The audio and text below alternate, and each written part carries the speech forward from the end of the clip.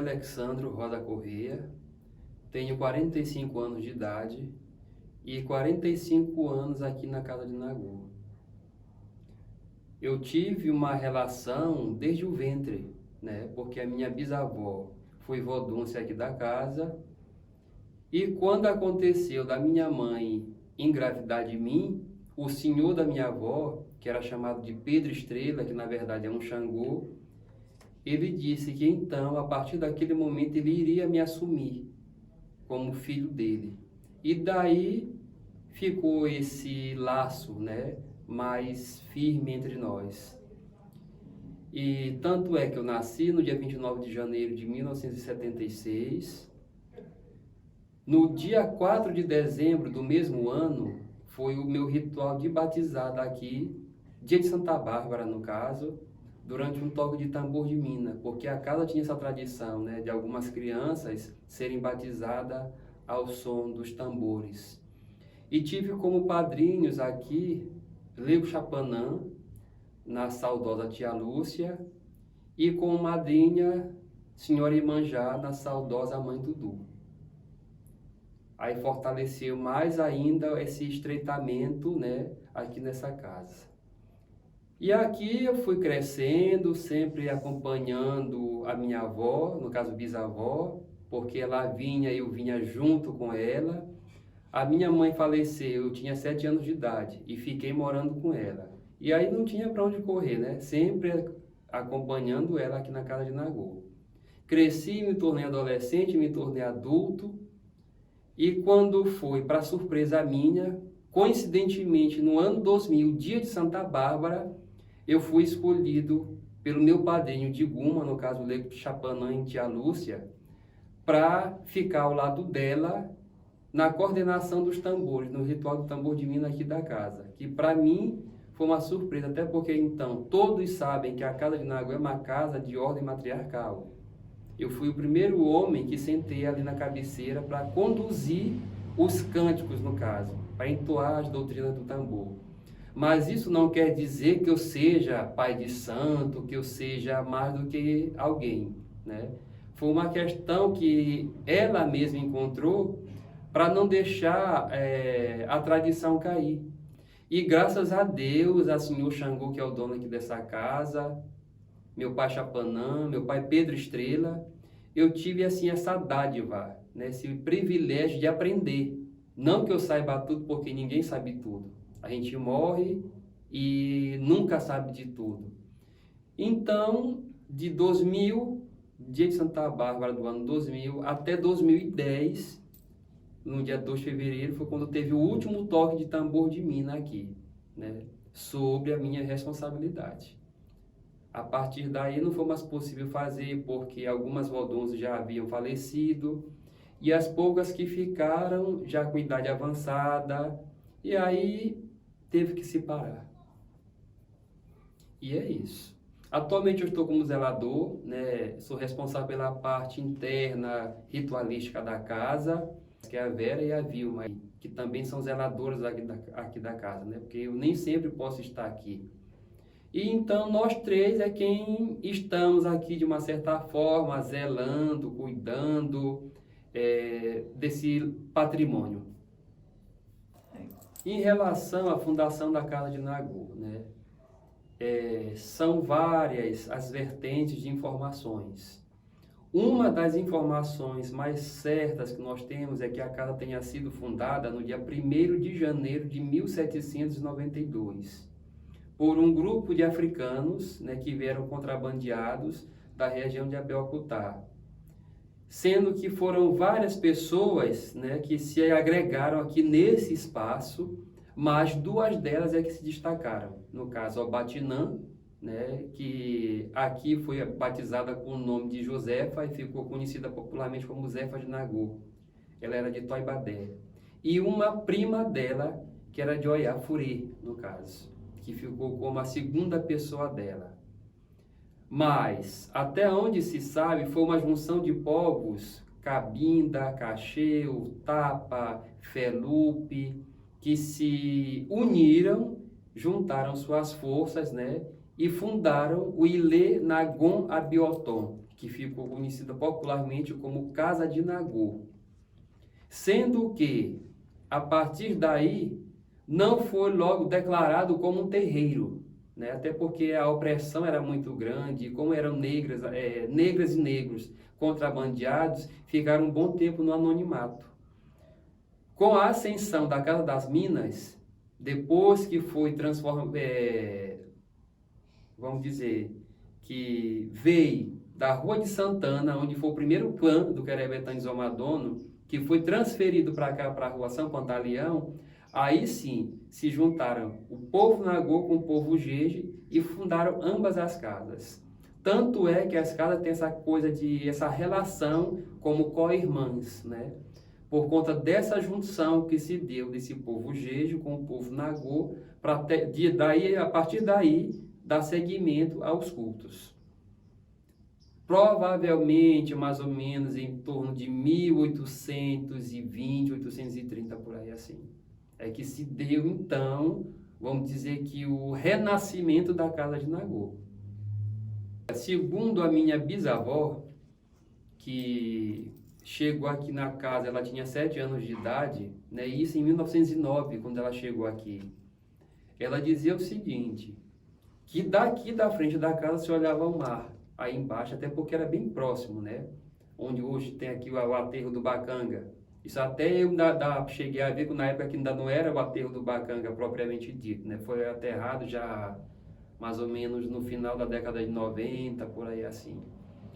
E toda essa área aqui ao redor pertencia para cá, para a Casa de Nagô. Com o processo de colonização, de habitação dessa área central aqui de São Luís, né? Aí foram perdendo terreno, porque na época não tinha essa questão assim, de vender. As pessoas iam chegando e demarcando o local e iam se estabilizando assim, né? E faziam escrituras essas que ficavam assim, por conta de quem tinha mais, a questão do financeiro, e infelizmente foram perdendo terreno. Tanto é que se perdeu a real história assim, de documentação da casa. Não se tem uma escritura propriamente dita. O que nós temos as informações mediante alguns relatos. Foram vários povos que vieram para cá, né? Foi um reduto, digamos assim. E funcionou. Tanto é que daqui da Casa de Nagô saíram outros terreiros. Algumas pessoas passavam por algum ritual de iniciação, de preparação, e a partir do momento que saíam daqui, já saíam tipo assim que independentes. Tanto é que algumas pessoas que se desligaram daqui da casa não mantiveram mais contato aqui na matriz, digamos assim. A exemplo disso, tem o terreiro do Justino, que na verdade é terreiro de São Benedito, que é na Vila Embratel, que é a fundadora de lá, Maria Cristina Baima, que era de Toiaverequite, com Maria Bárbara Sueiro, era avó Dulce aqui da Casa de Nagô. Mas a partir do momento que ela fundou o terreiro lá na Vila Embratel, ela se desligou total daqui da casa. Aqui é uma casa que serviu de modelo, né, para muitas outras, inclusive várias delas já entraram em extinção, mas a Casa de Nagô ainda permanece. O negro, além do poder místico da questão espiritual, ancestral, que tem como riqueza própria, tem um dom que eu costumo dizer que é estratégia. Então, o que é que eles fizeram? Eles procuraram buscar nos santos do catolicismo a semelhança com determinadas entidades. E daí vem essa coisa muito forte que hoje, de uma certa forma, é a verdadeira tradição das casas de tambor de Minas em São Luís do Maranhão, de um modo geral. Porque possivelmente você observa em todo o terreiro um altar com santos, né, da Igreja Católica, ou seja, do catolicismo, mas dificilmente você vai ver um assentamento de um orixá exposto. Claro que todo terreiro tem, né? Mas o que aconteceu? Buscaram associar Santa Bárbara com Maria Bárbara Sueiro, ou seja, a própria Inhansã, que também é chamada de Sobô, mediante essa relação do raio, do relâmpago, do trovão. Santa Bárbara, ela aparece com uma espada. E pode-se ver no candomblé, no caso, a própria Inhansã, ou Oyamé-san, como também é chamada, com uma espada. Mas isso não quer dizer que Santa Bárbara seja Inhansã e Inhansã seja Santa Bárbara. É a questão da relação. Assim como São Pedro está ligado a Xangô, São João também, São Sebastião está ligado ao Oxóssi, outrora como Chapanã, tudo é mediante a questão das semelhanças de uma certa forma, né? Porque, por exemplo, alguém já me perguntou essa questão de São Sebastião ligado a Chapanã e a Oxóssi. Oxóssi é um orixá que é cultuado, é tido como caçador. Ele aparece com flechas, né? E quando se vê a imagem de São Sebastião, se percebe que ele também tem as flechas, porque ele foi flechado, uma laranjeira, por conta de tem todo um procedimento, né? Aí de onde vem a relação com Chapanã? Por conta das feridas que foram feitas no corpo a partir das flechas. Então daí se tem toda uma relação, digamos, de dezembro a janeiro, né? Os orixás, os voduns, até mesmo os encantados com os santos da Igreja Católica. Até porque os caboclos em si, eles também têm as adorações deles, né? Tem, por exemplo, um exemplo que eu vou dar aqui. Aqui tinha uma senhora que ela tinha um encantado que era chamado Pedrinho. Então, na festa dele, geralmente se fazia uma ladainha e se oferecia para São Pedro, por conta dessa relação do Pedrinho com o São Pedro, do catolicismo. E é algo que nós chegamos, encontramos, né? E nós não podemos tirar, porque, de uma certa forma, essa estratégia fez com que até hoje o culto, de uma certa forma, esteja hoje como está. Tanto é que até aconteceu aqui mesmo na casa de Nagô, de não ter o tambor, mas ter a ladainha. A quaresma para nós inicia a partir do dia da quarta-feira de cinzas, né? Quando encerra o carnaval. Atualmente não se faz mais o ritual como era feito, porque infelizmente hoje nós não temos vodunces, né? Nós não temos mais o ritual do arrambam, que é chamado de bancada, e por conta disso não se faz mais o ritual. Mas durante o período da quaresma, se ficava todos esses 40 dias sem nenhum tipo de ritualística na casa, sendo que na Semana Santa é que já costumava se vir para cá, no caso. Na quinta-feira, para se preparar alguma coisa, fazer a limpeza externa da casa. Aí no sábado de Aleluia, que se fazia toda a limpeza interna, geralmente à noite tinha o tambor, né? Que nós chamávamos de tambor de renovação, porque Aleluia quer dizer renovação. Então, é como se tivesse tudo descansando, tudo ali dormindo, né? Então, nesse dia, após a ressurreição, com a questão da ressurreição, né, de Cristo, que é do domingo de Páscoa, Aleluia vem para romper, né, esse elo dessa fase que estava todo mundo ali quietinho, resguardado, respeitando esse momento do martírio de Cristo, e somente no sábado de Aleluia, a partir do meio-dia, é que alguma coisa vinha a ser feita. Enquanto não dava meio-dia também, se permanecia ali no silêncio, se fazendo suas coisas internas. A partir do meio-dia, aí sim. Aí no sábado de Aleluia tinha o toque de tambor de mina. No domingo de Páscoa já entrava o enredo do Divino Espírito Santo, que era a abertura da tribuna da festa do Divino Espírito Santo. Que essa festa do Divino Espírito Santo ela acontece em data móvel, porque nós acompanhamos o calendário do catolicismo.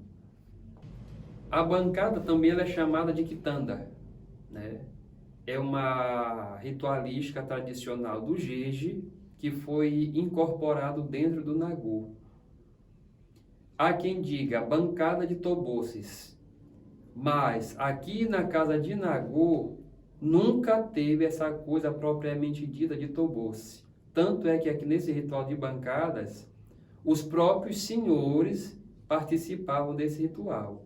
Algumas das vodunces, elas estavam sim incorporadas com suas senhoras, ou como eram chamadas também de princesas, de meninas, né? Entidades infantis femininas.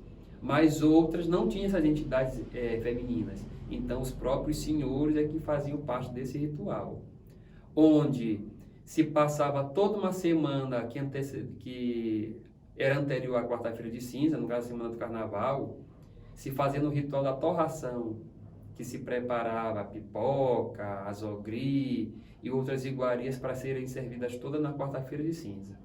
E aí tinha comidas típicas mesmo de orixá, de Vodum, além de frutas, doces, licores, ficava assim mais a critério de cada vodunce. Era tipo assim, a simbologia da fartura, né? Porque como a questão da aleluia é renascimento, então já se iniciava a partir desse período aí. No domingo de carnaval tinha o tambor de intrudo, que era um tambor tipo assim, de diversão, digamos assim, que na verdade não era diversão, era uma ritualística, né? Mas era um tambor que ele era feito fora do barracão, era feito ao ar livre, onde as entidades vinham, mas todos os cânticos eram feitos mesmo em língua, né, por conta daquela cerimônia que estava sendo feita. Mas era um tambor que não demorava muito tempo, nem todas as pessoas participavam também, só participavam, na verdade, as vodunces que iam fazer parte ali do rambam, ou seja, da bancada. Mas com o passar dos anos também foi extinto. A última vez que teve a bancada aqui foi no ano de 2002. Aí de lá para cá, infelizmente, não foi mais possível ter. Por conta da questão vamos dizer assim, das dificuldades mesmo financeiras, das dificuldades das próprias vodunces que eram de frente, encarregadas no caso, já estavam já com problema de saúde também bem avançado, e foi aquela coisa, elas não passaram para as outras mais novas, ou seja, as mais novas ficaram tipo que limitadas, porque onde não há renovação não tem continuidade. As pessoas só não participavam durante a preparação, porque a casa ficava fechada, só era aberta na quarta-feira de cinzas. Porque tinha muito aquela coisa do segredo, né? Até a questão do olhar, isso aí era limitado. As pessoas não poderiam nem olhar o que estava se fazendo, como estava sendo feito. Geralmente a bancada iniciava por volta das 16 horas, onde as vodunces estavam todas na casa. Por volta das 14, 15 horas, as pessoas já iam chegando, porque como era aberto ao público, né? As pessoas já sabiam, chegando e se acomodando por aí, no barracão, enfim. Por volta das 16 horas, todas elas se recolhiam lá para o quarto de Xangô, aonde começavam a entoar doutrinas próprias da casa, e nesse momento as entidades começavam a chegar, se faziam presentes. Aí que se começar a armar ali no barracão, o que nós chamamos de abã, né? Se botava as esteiras todas no chão, e enquanto isso elas estavam lá cantando, já na altura do campeonato, já todas em transe lá com seus senhores ou senhoras, ou meninas, né? De acordo com cada uma delas, e aí ia se pegando os abatazeiros, no caso, porque tinha os tabuleiros, que se botava as frutas, e eram muitas coisas, né? Então se seguia uma ordem que vinha dos mais velhos para os mais novos, e se arrumava tudo no barracão.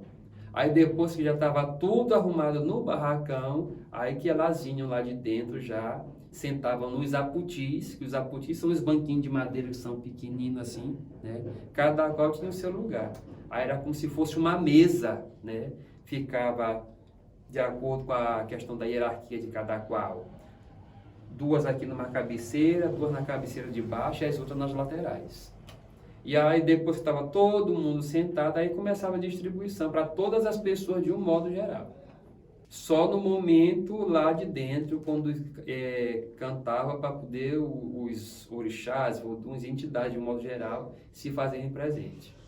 Aí depois que terminava de distribuir para todas as pessoas que via que já tinha acabado tudo, aí se cantava 3 doutrinas só para poder levantar e recolher tudo de volta. E aí pronto. Aí encerrava o ritual. Não tem mais o que se fazer. Porque se a casa não tem vodunce, infelizmente não tem mais nada a se fazer. Essa é a realidade, né? E assim, algumas pessoas, mas tem que fazer alguma coisa, mas tem que fazer alguma coisa o quê? Vai se inventar? Não pode. Nós temos que manter a fé, a tradição, de uma certa forma, mas tem coisa que a gente não pode mais fazer. A gente não pode passar por cima da lei. Esse período todo da quaresma fica tudo parado. Aí já no sábado de aleluia, que tem a limpeza geral da casa, né?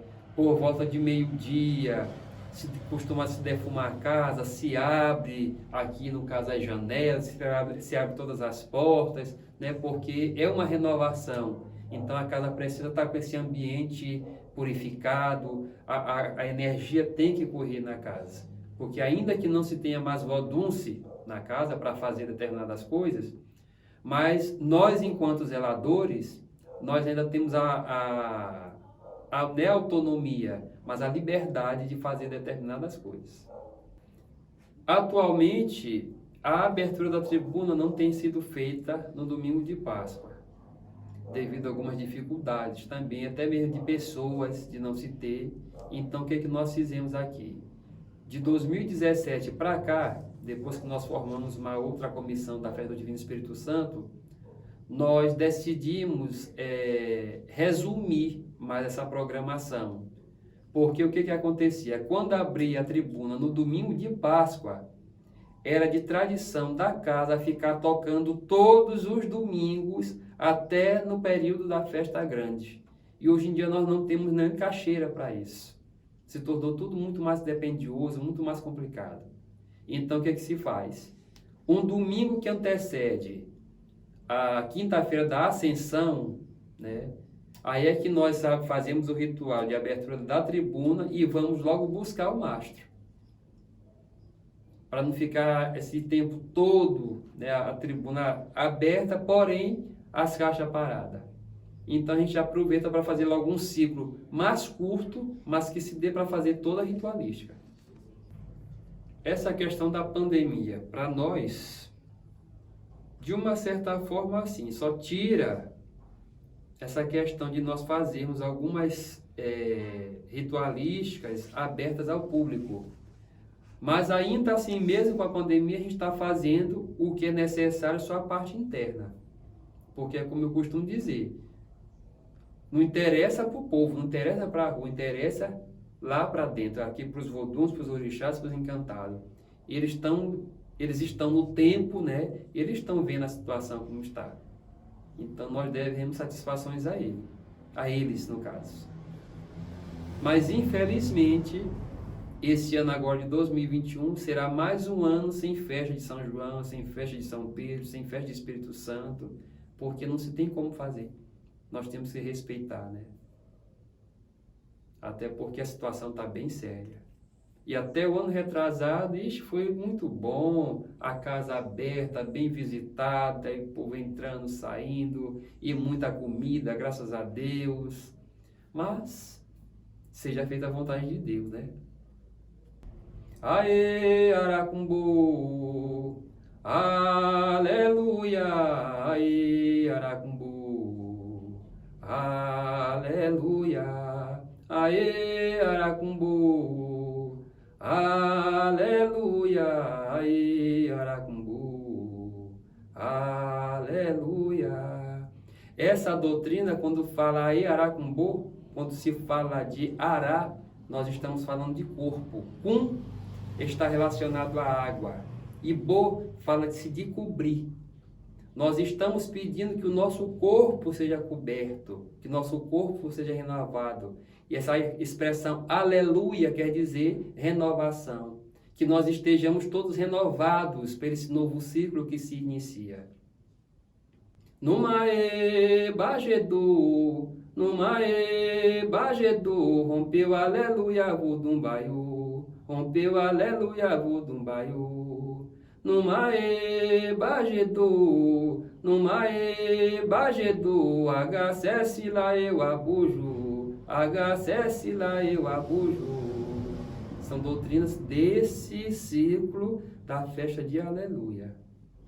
Numae Bajedo, Numae Bajedo, rompeu Aleluia, Vodum raiou. Toxangô e a teus filhos, veja que o tempo mudou. Botamos o joelho em terra para adorar nosso Senhor. Numae Bajedo, Numae Bajedo, rompeu Aleluia, Vodum baiô. Toi Badé, olha teus filhos, veja que o tempo mudou. Botamos o joelho em terra para adorar nosso Senhor.